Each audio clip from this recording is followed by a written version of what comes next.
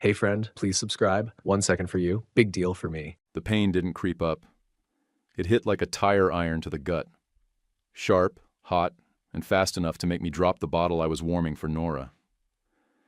I had maybe 10 seconds of trying to breathe through it before I knew this wasn't some pulled muscle or leftover bruising from the wreck. This was internal. Deep. By the time the ER lights hit my eyes, I could barely stand upright.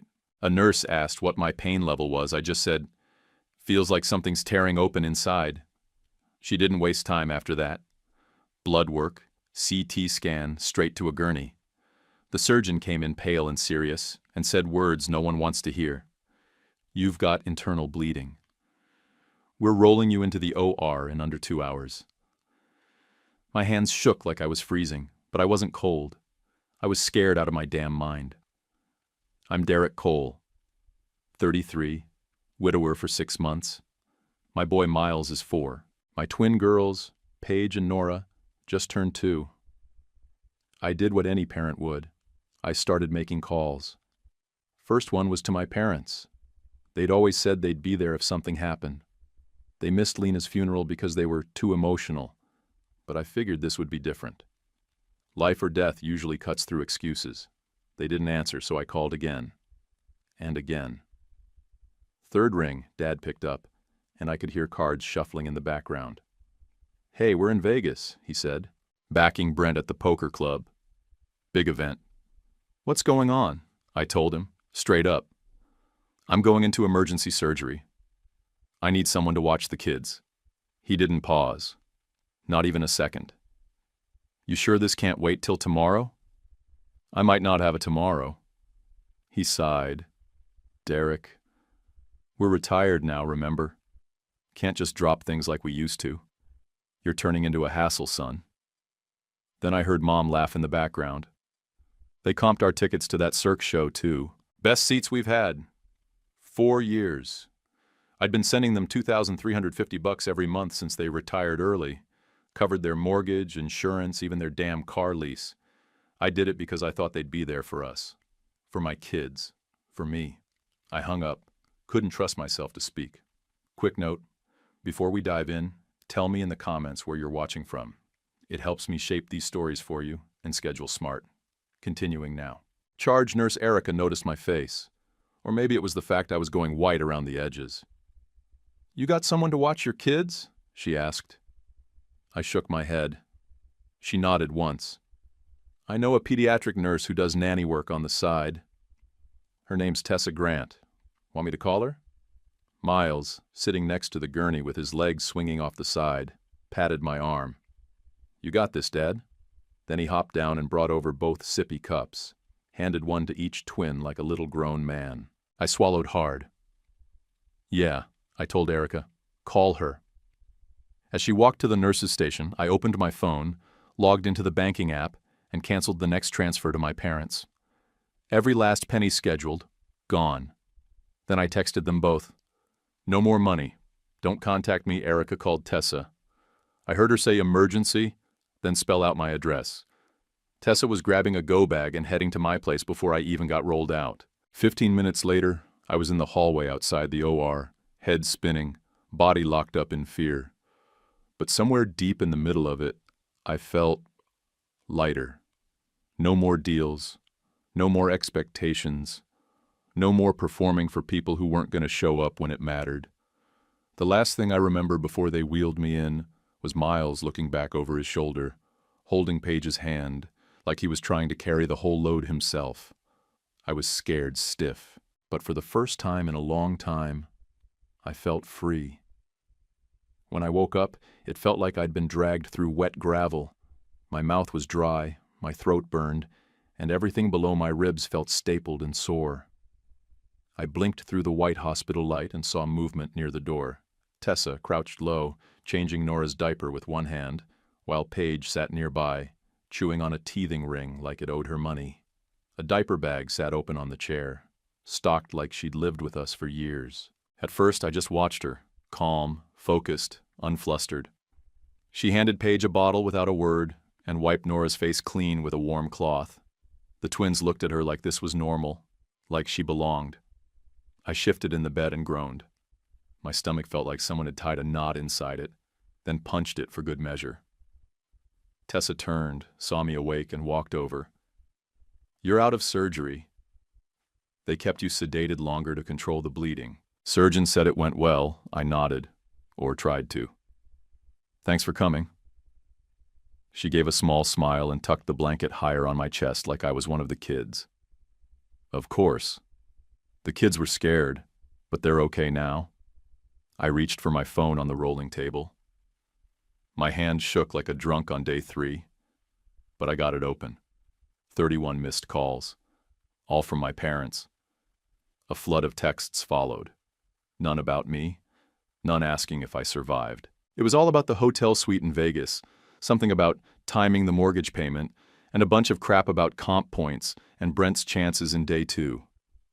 I scrolled farther. Brent had posted a selfie with chips stacked in front of him. The caption said, "Bagged strong for day 2. Let's get this bracelet." My parents were in the comments like cheerleaders. Dad posted, "Proud of you, kid," and Mom threw in, "Winners back winners." I locked the screen before I said something I'd regret in front of Tessa. "I can take them home if you want more rest," she offered, nodding toward the twins. "No, don't want to be alone with my own brain right now." She didn't ask what I meant. Just nodded and gave Nora a soft pat on the back as she finished her bottle. The next 2 hours were a blur of slow sips of water, slow breaths, and paperwork shoved in front of me. One of the residents came in and asked about emergency contacts. I didn't answer right away. I was done assuming help would come. I had my tablet in the drawer. I pulled it out, opened a doc, and started typing. Nothing fancy, just a basic will. If I died, God forbid, Gabe Lynch would take the kids. We'd been roommates back in trade school, and he came through the funeral like a damn anchor, handling food, calls, and crowd control when I could barely function. He had a steady union job, no vices, and a calm way about him that made kids feel safe. I knew he'd say yes. I didn't have to ask. Once it was saved and emailed to myself, I opened my contacts and hit block on both my parents' numbers. My thumb hovered over Kara's. I didn't block her, but I put her on limited. I needed to know if they started spinning stories, and she was always the one they used to clean up their messes anyway. I looked at the twins, Paige asleep on a folded hoodie, Nora trying to open the drawer to the rolling table, and felt the weight press back down. I needed something to do, something with my hands. I dug through the drawer, found a pen, and asked Tessa for blank paper. She pulled a notepad from her bag and handed it to me like it was nothing. I started sketching Lena's trail map. It was the last real hike we'd done together, up near Breckenridge. She loved the pines, the steep climb, the cold air that bit your lungs clean. I planned to build a lighted shadow box with the trail etched into wood, backlit with soft LEDs. It wasn't for display, just something for the wall, something to remind the kids of who their mom was. "Is that for her?" Tessa asked quietly, watching me draw. "Yeah," I said. She always wanted to frame it.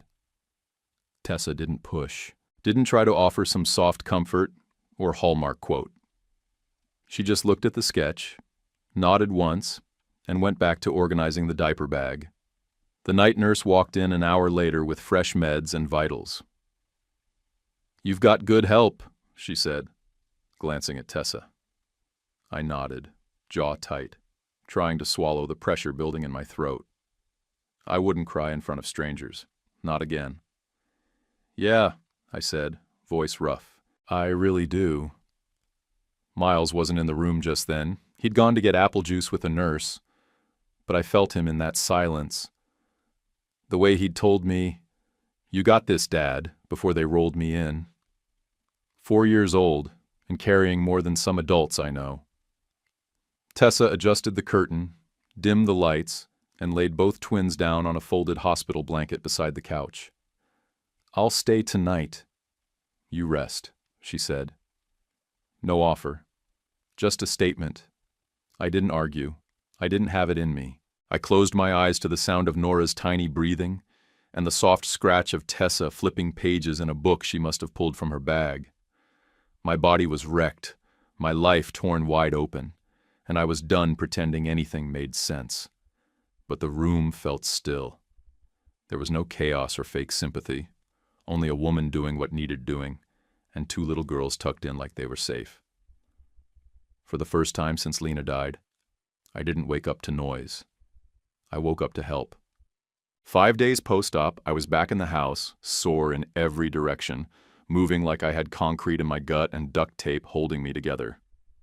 It hurt to breathe deep, hurt worse to bend over. But the house was clean, the kids were fed, and the fridge had groceries I didn't buy.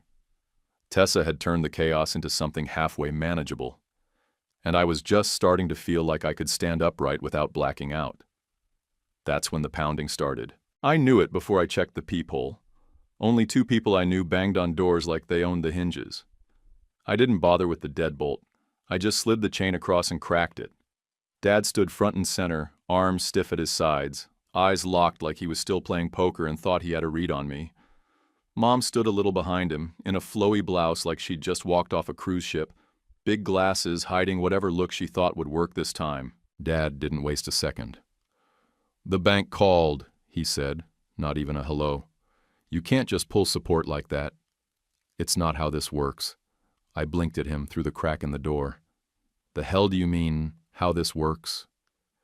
"We budgeted around your commitment," Mom cut in. Her voice had that polished tone she used when trying to act reasonable. "You've been consistent for 4 years. We thought we could count on you." "Did that budget include the Vegas buffet?" I asked. "Or the poker buy-in? Or the comped drinks while your son was bleeding out in an operating room?" He flinched but didn't back off. Instead, he leaned forward, pressing his hand flat against the door like he was ready to shoulder it open. "You don't get to slam the brakes on your responsibilities because you had a scare," he said. I didn't blink. "Don't push my door again." Miles had come up behind me without a sound and wrapped his arms around my leg. He didn't say anything, just held on, eyes wide, like he could feel the heat from the tension outside. Paige and Nora peeked around the corner from the hallway, still in their footies, sucking on sippies like none of this made sense. But they knew it mattered. Tessa stepped into view from the kitchen, towel in one hand, calm like she always was. "I'm a nurse," she said, voice even. "The kids are safe." Federal stable. "He's recovering." Mom looked at her like she'd stepped in something sticky. "We don't need you to speak for our family." Tessa didn't react, just folded the towel over the back of a chair and stayed close. I turned back to them. "I'll talk when you admit you stayed in Vegas while I was in the OR. Didn't check once, didn't call the hospital, didn't ask if your grandkids were alone." Silence. I waited. Nothing. They just stared. Like maybe if they didn't answer, the question would vanish. Like if they could keep the conversation on money, I wouldn't notice the absence. But I wasn't backing off. "Say it," I said. "Say what you did." More silence. That told me everything. I closed the door slow, careful not to slam it, even though I wanted to rip it off the frame. My hands were shaking so hard, I had to press my palm against the wall just to stay upright. Miles didn't move from my leg. Tessa came around the couch with a travel mug and held it out without a word. It was black coffee, still warm. No sugar, no soft words. I took it and sat on the arm of the couch, trying to breathe through the fire in my stomach and the 1,000-pound weight in my chest. My palms were still buzzing. I'd never said no to them like that. Not even close. I just sat there, coffee in one hand, my kid holding my leg, and Tessa standing like a wall between my life and everything trying to break through it. I didn't speak or cry. I just stared at the door and finally took a full breath. The door hadn't been shut a full hour before my phone started lighting up like Christmas. One after another, back-to-back notifications. Not from my parents. From everyone else they decided to loop in. Dad kicked it off with a group text to the entire family. Uncles, cousins, in-laws, even people I hadn't seen since our wedding. "We're heartbroken. Derek cut us off financially with no warning. We've supported him through everything. Now he's punishing us out of spite. We've never asked for anything but loyalty. I read it 3 times. My hands clenched so hard my stitches pulled. Then came the follow-ups. My cousin Brian replied with a thumbs up. Classic fence sitter. Aunt Regina sent a praying hands GIF. Probably meant well. But it was Leo, my younger cousin, works HVAC in Omaha, who cut through the noise like a buzzsaw. Didn't you just buy that side-by-side in June? And Mom Lila's diamond bracelet on July 3rd? No one responded to that for a long beat, just scrolling silence, then more notifications. Some dropped into my DMs, others in the thread. Passive stuff at first. Hope everything's okay, Derek. Saw your parents were in Vegas. Fun trip? What's really going on? I didn't reply. Not yet. I wanted facts to speak, not heat. Then my phone rang. Aunt Marcia, the one everyone calls the glue. She keeps the family reunions from falling apart and sends birthday texts with heart emojis. She didn't waste time either. Hey, sweetheart. I'm not taking sides, she started. But your dad's pretty upset. I just want to understand what happened. You got 5 minutes? I asked. I'm listening. So I gave her the timeline. Flat, just facts. The wreck, the internal bleeding, the emergency surgery, 31 missed calls, all unrelated to my health. No texts asking if I survived. Just chatter about mortgage due dates and casino comps. I told her the last straw was them never checking on their grandkids, not once, while I was under anesthesia with my stomach ripped open. She didn't argue. She just said, "That's not what they told us." No surprise there. I hung up, still calm, still quiet. Then I opened my camera roll, found one clean screenshot, hospital timestamp for my OR records, with the matching, "Enjoy Vegas, we're proud of Brent," text sent from Mom's phone while I was under the knife. I posted it straight into the group thread. No caption, no dragging, no name-calling, just evidence. After that, the mood changed. Real fast. My phone buzzed nonstop for the next 3 hours. People started showing up in the ways that mattered, offering actual help. My cousin Anna asked if I needed a second baby gate. Her daughter had just aged out of it. One of Kara's college friends messaged and said she had a spare infant car seat, gently used, not expired. I hadn't even asked. They just saw the truth and responded like humans. A neighbor I barely knew from 2 doors down dropped off a casserole and left a sticky note that said, "Heard you've had a rough month. Hang in there. Freezer safe."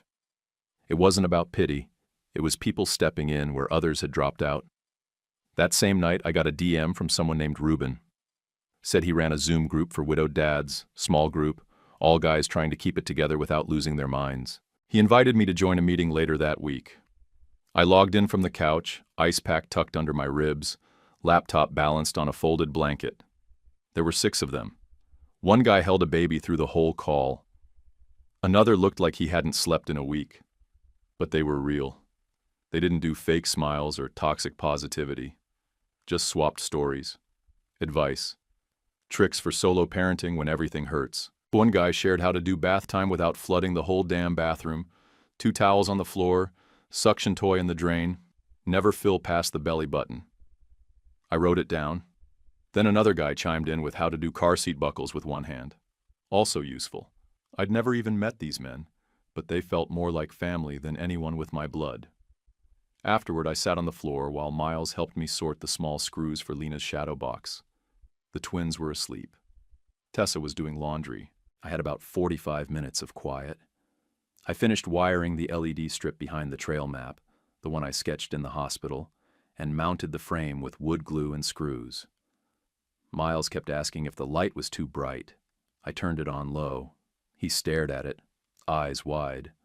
Mom would like the lights. I didn't say anything for a second. Then I looked at him. Yeah, buddy. She really would. I checked my phone one more time. New text from Kara. They told me you just had a checkup. I'm sorry. I had no idea. I stared at it for a second, then typed back. Surgery. Internal bleeding. Real stuff. I'll tell you everything. But not tonight. Okay, she replied. Whenever you're ready. I shut the phone off. Not silent mode. Off. For the first time in a while, I didn't feel like defending myself. The facts were doing that just fine. The lights on the box cast soft shadows across the floor. Miles leaned his head on my shoulder. I didn't feel better. Not exactly. But I felt like I could stand it. The next time they showed up, they brought paperwork. Not apologies, not explanations, a spreadsheet. They rang the bell like we were neighbors stopping by for coffee. Tessa opened the door, glanced at me, then stepped aside. I was sitting at the kitchen table with a laundry basket full of mismatched socks, trying to pair a single damn set. Dad walked in like he still had the right. Mom followed, holding a printed folder like it was a presentation. They had shaky smiles, like this was going to be a reasonable discussion, like the last 2 weeks hadn't happened. We're not here to fight, Dad said, unfolding the spreadsheet and laying it on the table in front of me. I didn't touch it. Mom chimed in. We just want to be transparent. It's not a small ask. I leaned back and waited. No interruptions. Dad tapped the paper. We're 45 days from foreclosure. We need $138,000 to keep the house. He said it flat like it was a loan application, not a bomb. He looked calm, like he'd practiced this. Mom added, It's the second mortgage. The market dipped, and the balloon hit faster than we expected. Plus, there's the timeshare. We've been trying to offload it, but nobody's buying in this climate. It's complicated. I looked down at the numbers. Mortgage principal, balloon interest, boat insurance, HOA fees for the damn timeshare. Not one line in that spreadsheet said anything about my kids. Not one word about the OR. Nothing about the crash that flipped my entire life inside out. Dad sat back and crossed his arms. It's the least you could do, after everything we did for you growing up. I looked at him. Not angry, just empty. Name 3 things. He blinked. What? You said everything we did, so name 3. He stared, mouth opened. Nothing came out. Mom jumped in with tears before he could scramble. We were always there when you needed... No, you weren't, I cut in. Not for the funeral. Not for the crash. Not for the surgery. Not even for your grandkids while I was on a damn gurney. Don't rewrite history just because your bills are due. She sniffed and dabbed her eyes. You're being cruel. No, I'm being clear. Dad shifted in his seat. So that's it? You're just going to let us drown? You still have the boat, I said, standing. Sell it. It's not that simple. It is now. I didn't shout, didn't slam the table, just pointed at the paper. You made your choices. I'm not wiring a dime. I'm not co-signing. I'm not bailing out another bad hand. He stood slow, like maybe he still thought he could salvage some pride. You know what? I didn't expect you to help. But I thought you'd have the decency to remember where you came from. I remember exactly where I came from, I said, walking to the door, and that's why I'm stopping this now. They left without another word. Tessa kept quiet and wiped down the counters like they hadn't been here. The kids were in the back room watching a nature show with a raccoon tearing open trash bags. Nora kept yelling, "That's Daddy's raccoon," for some reason. I didn't have the energy to ask what that meant. I sat back at the table, stared at the spreadsheet, then folded it in half and tossed it in the trash. 10 minutes later, my phone buzzed. Brent. Hey, I know it's tense right now, but would you consider staking me $18,000 for the next series? I've got a real shot this time. I stared at the message for a solid minute, then took a picture of my stapled incision and sent it back. No caption. He didn't reply. I opened my laptop, pulled up Google Docs, and made a clean one-page PDF. No emotion, just dates. Lena's crash, funeral, my surgery, the OR timestamp, the text from Vegas, the financial cutoff, bullet points only. I added the same screenshot from the hospital that I'd posted earlier. Then I dropped the PDF into the family group chat with a short message. For anyone who wants the truth. No names or jabs, just proof. I didn't check the thread again. I didn't need to. Tessa wiped her hands on a dish towel, then looked over at me. "You drew a line," she said. "Yeah," I replied, "and I'm leaving it there." She nodded once, then walked down the hall to start bedtime with the twins. I leaned back in the chair, sore but solid. There wasn't peace in the room exactly, but there was space. And for the first time in years, I could breathe without checking who was about to walk in and demand something I didn't have left to give. I was sanding down the corners on a new frame when Carmen Vega called. She ran the Thursday Widower Zoom and never said more than she had to. Straight talker, school counselor, 2 grown sons. Reliable in the way that didn't draw attention. "I found something," she said. 3-bed ranch, fenced yard. Mortgages $12.10 if you qualify. $380 less than what you're paying now. I wiped sawdust off my hands and leaned against the garage bench. "Where?" 10 minutes from Miles's preschool. I already ran the numbers, city taxes, average utilities, no HOA. It's a plain house, Derek. No gimmicks, just solid. I didn't say yes, but I didn't say no either. That night, after the twins were down, I opened my budget spreadsheet, the real one, not the fantasy version my parents thought I used. I ran every number twice. Between the canceled monthly support, the boxes I'd sold, and Lena's small life insurance payout, it could work. I called my foreman, Rich, the next morning. "Doc says I can't lift more than 15 pounds for 3 months. You got anything light duty?" "Yeah," he said. "We need someone to handle dispatch, track orders.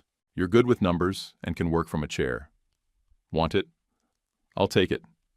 I called Carmen back that same day. "Set up the walkthrough. I'm bringing Tessa." She didn't even ask why. The house was basic. Brick from the 80s. Long driveway, fenced yard, 2-car garage that looked like it had never held a car. Inside smelled like old carpet and someone's failed candle business.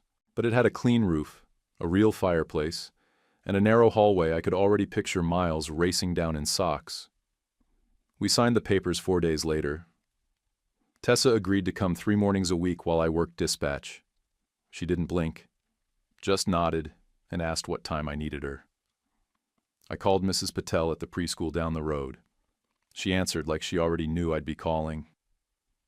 "Miles is steady for 4. We've got space starting next Monday. Bring a lunchbox and his birth certificate," I told Miles later that night. He smiled but didn't say much. Just nodded and asked if they had swings. "Probably," I said. "But you're there to learn, not do monkey bars all day." "Can I do both?" "We'll see."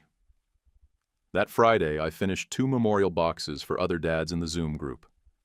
Carmen had posted pictures of mine, and the orders came in quicker than I expected. Each one was $380. It wasn't a fortune, but it covered the first light bill and stocked the fridge. More importantly, it kept my hands busy. Gave me something to make that didn't involve diapers or court papers. We moved in on a Saturday. It wasn't dramatic. No balloons or tearful speeches. Just a truck I borrowed from Gabe. 2 neighbors I barely knew showing up with a dolly and a socket set, and a long day of sweating through t-shirts while trying not to pull my stitches. The bedrooms were small, but everyone had their own space. I stuck the twins in the room with the biggest window, filled it with soft light, and told them it was the Princess Castle when they frowned at the bare walls. Gabe came by that afternoon with a clipboard and the guardianship forms. He signed without a pause, just asked where to initial. I got them notarized at the UPS store the next morning. Quick, quiet, legal. My parents' names weren't on a single line. That was the loudest part. Tessa kept her space. She helped with meals and nap time, handled tantrums like a pro, but never sat too long or leaned too far in. Still, that evening, when I came back from taking the trash out, I saw Nora dead asleep on her shoulder, while Tessa sat on the floor flipping through a picture book with Paige. She looked up like she was about to move, but I shook my head. "It's fine." She didn't argue. Dinner was grilled cheese and apple slices. No one threw food. No one cried. After baths, Miles helped tuck in the twins, and Tessa left without a speech. That night, I lay in bed staring at the ceiling, listening. No thuds. No one ended up on the floor. No one snuck into my bed midnight crying about monsters or fevers or missing their mom. Just silence. It wasn't lonely. Just still. I counted that as a win. I was folding baby clothes on the couch, tiny socks that never had matches, spit-up stained onesies, all of it stacked by size, when someone knocked on the door. Not a polite knock, not neighborly. 3 sharp raps. Pause. Then 2 more. I knew that rhythm. Authority. I opened it halfway, and there she was, tan blazer, government badge clipped to her belt, clipboard in hand. Mr. Cole? I'm from Child Protective Services. We got a report about possible neglect in the home. Mind if I take a look? I didn't even blink. Just stepped aside. Come on in. Tessa appeared from the hallway like she already knew. She had Nora on her hip and Paige chasing a stuffed rabbit down the hall. Do you have ID? She asked the woman. The worker nodded, showed her badge, and said her name. Jessica something. Tessa didn't waste time. She handed Nora off to me, then pulled her nurse badge from her lanyard and spoke like a seasoned ER shift lead. I'm a registered pediatric nurse. I'm here 3 mornings a week. We keep logs. Kids are fed, vaccinated, sleep-trained, and safe. You're welcome to see anything you need. Jessica nodded and started writing. Tessa led her through the kitchen, showed her the food log on the fridge. Yes, we had a food log. Then pointed out the child-proof cabinet locks and the bath mat with anti-slip grips. The twins followed her around like ducklings. Nora tried to grab the pen from the clipboard. Paige kept saying, "That's not a toy, that's a paper," like she was in on the inspection. Jessica knelt and looked them over. They're clean, comfortable with adults, no signs of injury. She glanced up at Miles, who had been quietly waiting by the living room wall. Do you want to show me your room? She asked him. He nodded, then took her hand and led her down the hallway. 10 minutes later, she came back out smiling. He gave me a full tour of his dinosaur sticker collection. Told me which ones can fly and which ones don't. Let me guess, I said. T-Rex can't fly, but tries anyway. She laughed. He said exactly that. She wrote a few more things on her clipboard and stood up. No signs of neglect. This house is stable. Whoever filed this didn't know what they were talking about. She shook my hand at the door. Take care of yourself. You're doing good. After she left, I kept quiet and picked up a sippy cup off the floor, dropped it in the sink. Tessa didn't ask if I was okay. She just wiped down the fridge and moved on. An hour later, I got a call from an unknown number. I let it go to voicemail. When I played it back, it was a loan officer from a credit union. Hi, mister. Cole. We're following up to verify the continuation of your monthly family transfers. We're processing an application and just need confirmation the deposits are guaranteed and ongoing. I called back. Got a different rep. Said flatly, no. I don't make those transfers anymore. They're not guaranteed and not part of any agreement. She asked for something in writing. I told her I'd send a notarized letter and a dated cancellation notice. Dad had tried to list my old transfers as guaranteed income. It made my stomach churn. I drafted the letter that night and dropped it off at the UPS store the next morning. Notarized, certified, mailed.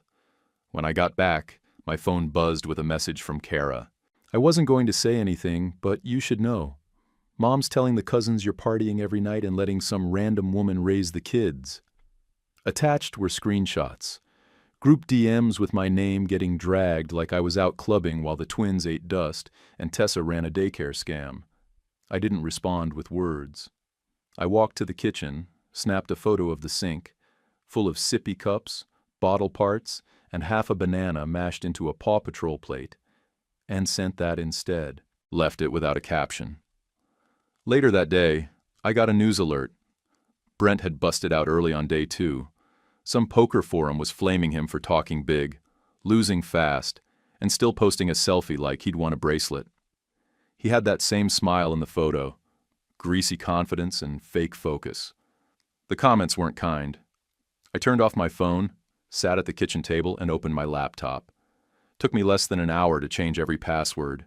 Bank accounts, email, utilities, insurance, even the dumb ones. Online shopping, old subscriptions, the kids' streaming apps. Everything locked down with new passwords and two-factor codes. No more shared access, no more old agreements, no more backdoor moves. I wrote it all on paper and stuck it in the fire safe with the guardianship papers. Later, after the twins were asleep and Miles was building Legos in the corner, I sat on the couch next to Tessa while she folded baby clothes. "I'm not crazy, right?" I asked. She looked up. "No, you're not. They keep acting like I'm ruining some family legacy, like I burned the house down." She folded another onesie and smoothed it flat. "You didn't burn it down. You just stopped fixing the leaks no one else wanted to deal with." I stared at the floor. "It feels wrong. Saying no to people who raised me. You're not a bad son for telling the truth," she said, folding the last onesie and placing it in the basket. For once, I actually heard her. 2 months post-surgery, my body still ached in ways I couldn't explain. The doctors cleared me for light lifting, but I still moved like someone had rearranged my insides with a hammer. Didn't matter.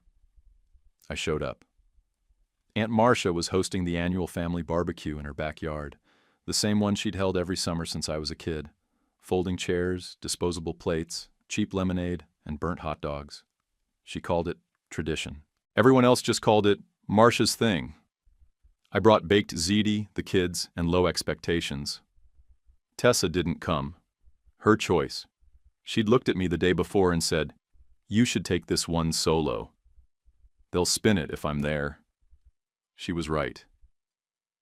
The second I stepped onto the patio, people looked at me like I'd walked in holding a courtroom summons. But no one said anything outright. They smiled too wide, nodded too fast, all of it wrapped in barbecue smoke and forced normal. The twins were in matching sundresses, chasing each other near the garden. Miles stood beside me, arms crossed like a little security guard. I handed the ziti to Marcia and thanked her for the invite. "Glad you came," she said, voice low. "I warned them. No drama today. Appreciate it." We made it through 30 minutes of awkward small talk and suspiciously polite cousins before Dad found me near the grill. I was fixing Miles a plate when I felt him step up behind me. I didn't look at him, just kept scooping potato salad and avoiding eye contact. "You made your point," he said, voice low. "But this whole thing didn't need to be public." I finally turned toward him. "Who watched my kids while I was in surgery?" He blinked, looked down, didn't answer. The backyard went quiet, like someone turned down the volume on the whole damn afternoon. You could hear the tongs hit the grill, even the ice shift in someone's plastic cup. Marcia's voice cut through the stillness, steady and sharp. "We've all read the texts." Dad stepped back without another word. No speech this time. Just a slow, stiff turn toward the folding chairs near the hedges. Kara stepped up beside me a moment later, holding a lemonade and not pretending to smile. "No more golden child games," she said. "I'm done pretending Brent's the victim." Mom stood across the yard, arms folded tight, staring at the lawn like it had the answers. She didn't come over, didn't say a thing. I reached into my backpack and pulled out a manila envelope. Just one. I handed it to Leo. He took it and raised a brow. "What's this?" 1-pager, timeline, hospital doc, surgery date, transfer stop, group text, just facts. For anyone still confused, he gave a short nod and tucked it under his arm. Got it. I didn't need a mic drop. I just needed the record clean. The rest of the barbecue stayed weirdly civil. No one asked for details. A few people came over and thanked me for showing up. Kara hugged Miles when he offered her a chip from his plate. Even Brent stayed in the corner like a ghost of bad decisions past. I didn't look at him. He didn't try. We left before the fireworks. Nora was getting fussy. Paige had dirt in her shoes, and Miles was already half asleep in the car seat before I even buckled it. I waved to Marcia on the way out. She patted my shoulder and said, Your ziti was the best thing here. I nodded. Next year, I'll bring 2 trays. At the car, Mom came around the side as I was loading bags into the trunk. She had that look. Fake, soft, rehearsed eyes, hands wringing like she didn't know where to start. Can I hold one of the twins? She asked. Miles stiffened in the front seat. I didn't even have to look. I could feel his little body go still, like he already knew the answer. I shut the trunk and stood tall. Not today.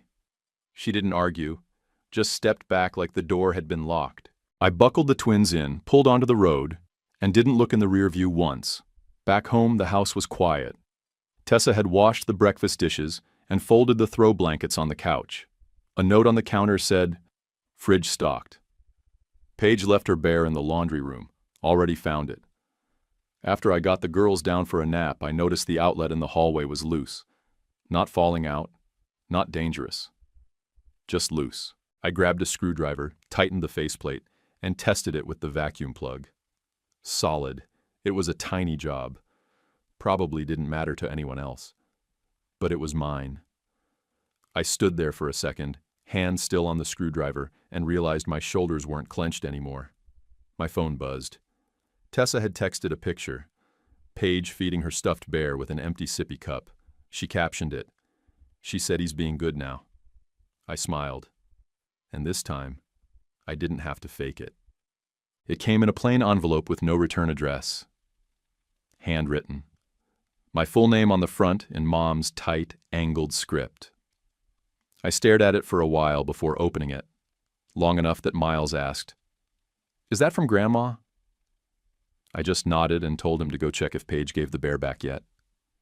I sat on the porch, cracked the seal, and unfolded 3 pages of lined paper.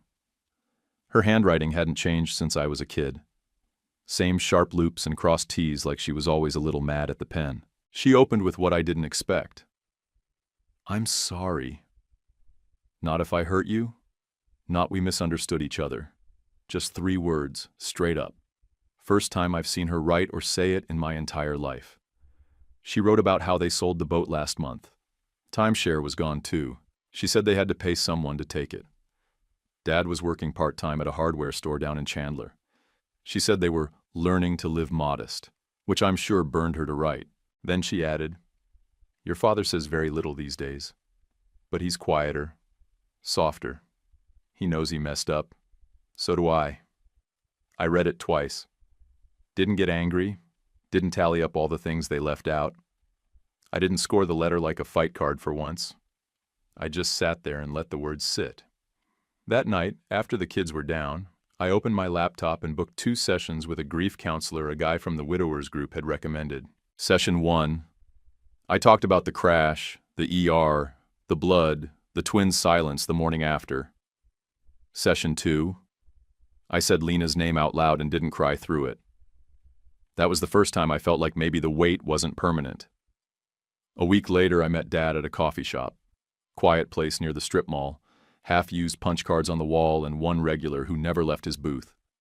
He showed up in a blue polo and khakis that looked one size too big. Shoulders slumped. Hair grayer than I remembered. When he sat down, he didn't do the usual small talk. He looked at me for a long second and said, "I was wrong." He didn't try to qualify it. Didn't pivot to excuses. His hands trembled a little when he picked up the coffee cup. "I was wrong," he said again, then blinked fast and wiped his eye. I thought I was helping. I thought I'd earned more than I gave, but I didn't show up when it counted.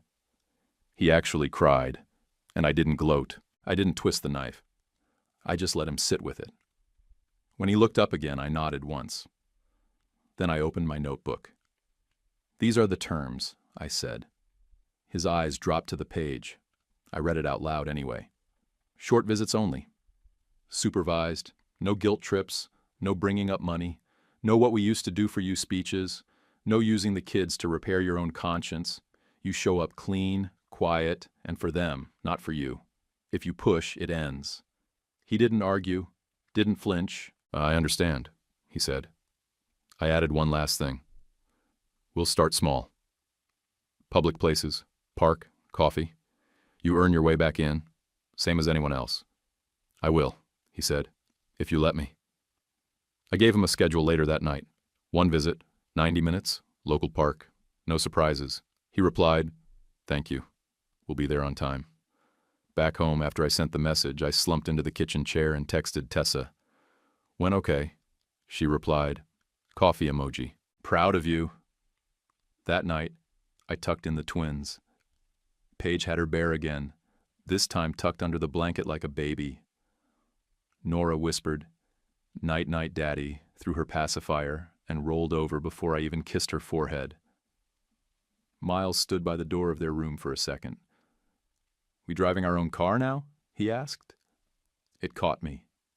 I looked at him, then nodded. "Yeah, bud." We are Saturday morning, hit crisp and clear. One of those rare days in September when the heat backs off just enough to feel human again. We met at Miller Park. Public, neutral, plenty of space. The twins hit the grass running the second they spotted Tessa. No hesitation, no confusion. Just full-speed joy, like they'd known her their whole lives. Paige tackled her leg and yelled, "We brung snacks!" Nora wrapped her arms around Tessa's waist without saying a word. Tessa laughed and crouched to hug them both, not even glancing toward the bench where my parents sat waiting. I turned to the boys' side of the playground. Miles was already climbing the high slide, his favorite. It was taller than most parents liked, but I'd stopped hovering months ago. Kid knew his balance better than most adults. "Watch me, Dad," he shouted from the top. "I'm watching. Go for it." He dropped fast, landed solid, and turned with that big, proud grin like he'd just won something. My parents stayed on the bench the whole time. They didn't try to get up or interrupt. No long stories, no emotional plays. They just watched the kids like people who finally understood they weren't in charge of the script anymore. After about 20 minutes, Mom stood and walked over. Her pace was slow, careful, no dramatics. "I brought this," she said, handing me a small album. Leather cover, no glitter or decoration. I flipped it open. Photos of Lena. Trail shots, hospital candids, one of her with all 3 kids right after the twins were born. No captions, no photos of them, just Lena. "For them," she added. I nodded. "Thanks." Dad stayed by the bench. Eventually, Miles jogged over to him, grabbing water from the backpack. Dad leaned down just enough to ask, "You helping your dad these days?" Miles didn't miss a beat. "We all help," he said, mouth full of goldfish. "Good answer, kid." At exactly 30 minutes, I stood up and clapped my hands once. The twins groaned, Miles whined, but I said, "Time's up," and they listened. I looked at my parents. "Thanks for staying in the lines." Dad stood, nodded once. "Thank you for letting us try." They didn't ask for more time, didn't press. They just walked to their car without pushing. No handshake, no hugging goodbye, just space. I could live with that. On the drive home, Nora reached across the back seat and grabbed Tessa's hand. Paige followed, grinning like she'd just gotten away with something. Tessa glanced at me, a question in her eyes. I nodded. Later, after the kids were out and the dishes done, I finished wiring a custom lightbox order. Extra large with 3 trail maps for a guy who'd lost his wife on a rafting trip. I double-checked the mount, clicked the lights on low, and sent the invoice. $420, due in 5 days. I paid the preschool bill right after. What was left? $70. I stashed in an envelope marked State Park Trip. Last thing I did before bed was email my attorney the finalized guardianship packet we'd notarized last month. 1 line of text. No changes. Please file. He replied 10 minutes later. Filed. I CC'd Gabe. 2 minutes later, his reply popped up. Got it. I went to bed that night and slept like I hadn't in months. No edge, no noise, no late-night second-guessing. In the dark, I turned toward Tessa and whispered, "I'm not ready for big words, but I like where this is going." She didn't pause. Me too. Simple, clean, no drama. When your own parents let you down, what boundary would you draw and keep? Comment below, then like and subscribe. It's vital for us. One click for you. YouTube picked this for you. Tap it. Let's see if they guessed right.